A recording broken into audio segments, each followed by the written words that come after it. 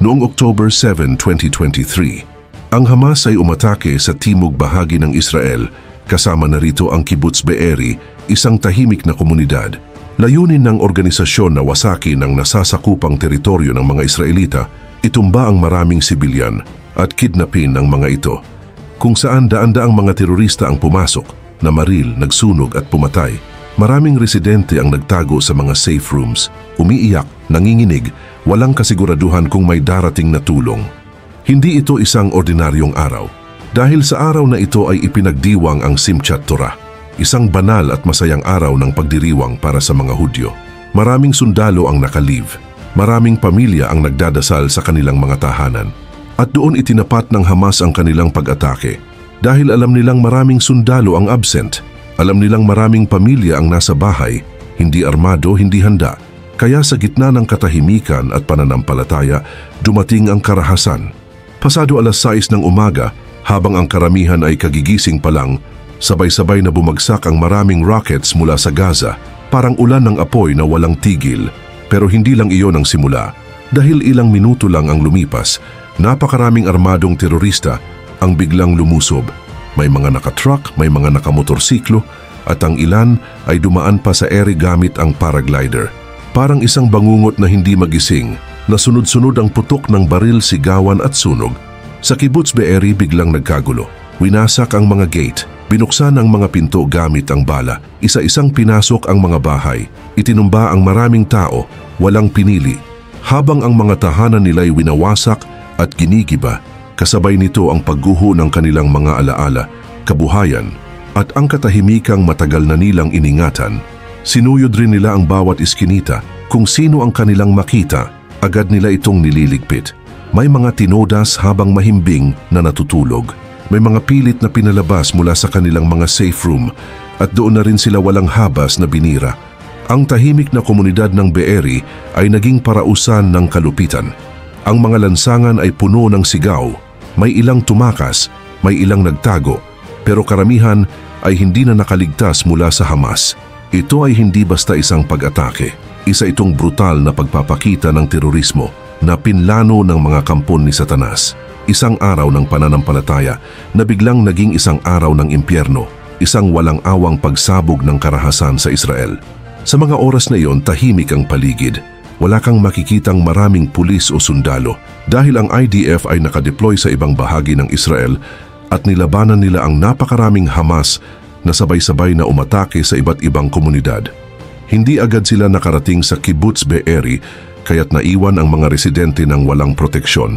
Ang mga tao sa lugar na ito ay nawalan na ng pag-asa. Hindi nila alam kung may tutulong pa ba sa kanila mula sa walang habas na pag-atake ng Hamas. At sa gitna ng lagim at takot na bumalot sa mga kalsadang ito, may isang tao ang naglakas loob na iligtas ang mga Israeli. Hindi siya naghintay ng utos, hindi siya naghintay ng permiso. Sa kabila ng panganib, nagdesisyon siyang agad na tumulong sa mga Israelitang nagtatago sa kanilang mga pasilidad. Isinumpa niyang kukunin niya ang mga ito mula sa mga kamay ng mga militante at walang makakapigil sa kanyang misyon. Siya si Kapitan Elhanan Meir Kalmanson, isang opisyal ng reservist ng IDF na nagsilbi sa Judea at Samaria Division sa may bahagi ng West Bank. Siya ay ama ng 5 anak at kilala siya sa kanyang debosyon sa pamilya bukod sa kanyang serbisyo sa bayan.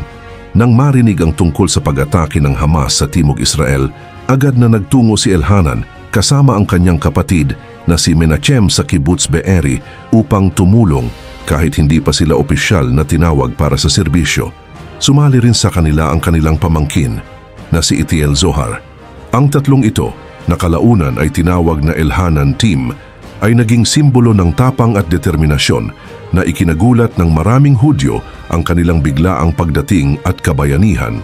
Agad na sumakay si Kalmanson ng sasakyan kasama ang kanyang kapatid at pamangkin. Walang kasiguraduhan kung makakabalik pa ba sila sa West Bank. At higit sa lahat, hindi nila alam kung gaano karaming terorista ang nakaposisyon sa daan papasok ng Kibbutz Be'eri. Ang alam lang nila, ang mga tao sa lugar na iyon ay nagtatago at naghihintay ng tulong. Pagdating nila sa gate ng kibbutz, walang sundalong IDF sa paligid. Wala ring nakikitang pulis. Ang buong lugar ay sinakop na ng mga terorista. Sa gilid ng daan, May nakita silang isang armored vehicle na ginagamit ng Israeli Defense Forces, subalit wala silang nakitang militar na nagmamaneho nito. Ito ang kanilang huling pag-asa para makapasok ng ligtas sa Be'eri. Walang tanong-tanong, agad na nagpalit sila ng sasakyan at lumarga para i-rescue ang maraming Israeli na umiiyak na sa sobrang takot. Pinatakbo ni Elhanan ang sasakyan na parang sanay na sanay, habang umalingaw-ngaw ang mga putok ng baril sa paligid. Sa bawat metro ng kalsada, alam nilang lumalapit sila sa kamatayan. Pero para kay Elhanan, mas mahalaga ang buhay ng mga inosenteng tao kaysa sa sarili niyang seguridad.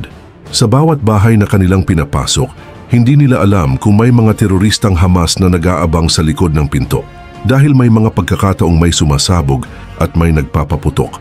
Ngunit hindi sila umatras. Ang misyon nila ay iligtas ang bawat buhay na kaya nilang iligtas. 16 na oras na ang lumipas at hindi pa rin sila nagpapahinga. Bawat segundo ay puno ng panganib na paulit-ulit silang bumabalik sa mga baradong kalsada, mga daang nagiging labirinto ng kamatayan, mga gusaling pinasabog ng mga terorista at mga kalyeng may mga katawan ng mga Israelitang niligpit ng grupo. Hindi nila alam kung ilang beses pa silang magpabalik-balik sa lugar na ito at kung ilang buhay pa ang kanilang madidiskubre sa ilalim ng mga silid na may presensya ng Hamas. Sa kabila ng anino ng mga terorista, bumalik pa rin sila ng maraming beses para sa mga buhay na umaasang matulungan. Sa bawat pagbalik nila, hindi nila hinayaan na may matirang hindi na iligtas. Hawak nila ang isang pangako, ang pangakong hindi sila aalis hanggat hindi nila nakikitang ligtas na ang mga natirang tao sa kibbutz. Ang mga batang babae at lalaki, pati na ang mga matatandang nanginginig sa takot, ay isa-isa nilang binitbit palabas, tinutulungan ang mga walang kalaban-laban at sa bawat buhay na kanilang nare-rescue, isang hakbang silang mas malapit sa pag-asang makakamtan nila ang tagumpay. Papaliwanag na ang araw, akala nila'y tapos na. Tahimik ang paligid, wala ng putukan. Isang bahay na lang ang dapat puntahan. Pero dito naganap ang trahedyang hindi nila inaasahan. Pagpasok ni Elhanan, naroon pa pala ang isang Hamas militant na nagtatago lang sa loob ng gusali. Walang babala, walang pakiusap. Agad na nagpaputok ang terorista kung saan tinamaan si Kapitan Kalmanson sa dibdib. Agad siyang isinakay ng kanyang kapatid sa armored vehicle upang dalhin sa ospital, subalit huli na ang lahat.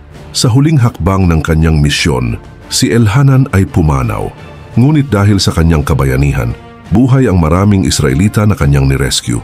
Buhay ang mahigit sa 100 tao na kanyang tinulungan mula sa pagsalakay ng Hamas dahil sa tapang at dedikasyon ni Kapitan at ng kanyang koponan.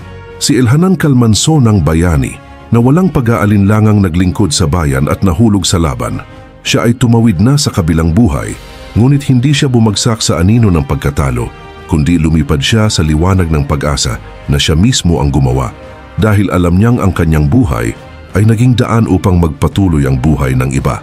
Siya ay nag-alay ng pinakamataas na sakripisyo para sa kapwa at ang kanyang kabayanihan ay mananatiling kwento ng inspirasyon na magpapaalala sa atin na may mga bayani na handang magsakripisyo ng lahat kahit pa ang kanilang sariling buhay para lang sa kapakanan ng iba.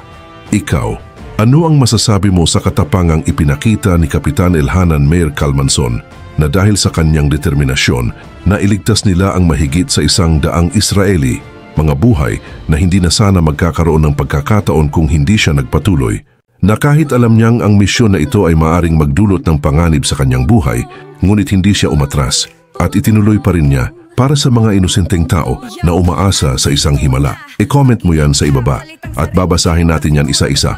Hanggang dito na lamang po. Maraming salamat po sa inyong lahat at mabuhay po kayo. Issue sa bayan, digmaan sa labas, politika, ekonomiya, di lang puro atas. Kahit anong mangyari tayo'y handa, dahil dito sa channel wala kang duda. Mahalagang balita, di ka mag-iisa, anumang oras, saan ka man. Balitang malinaw, walang iwanan, mahalagang balita, tinig ng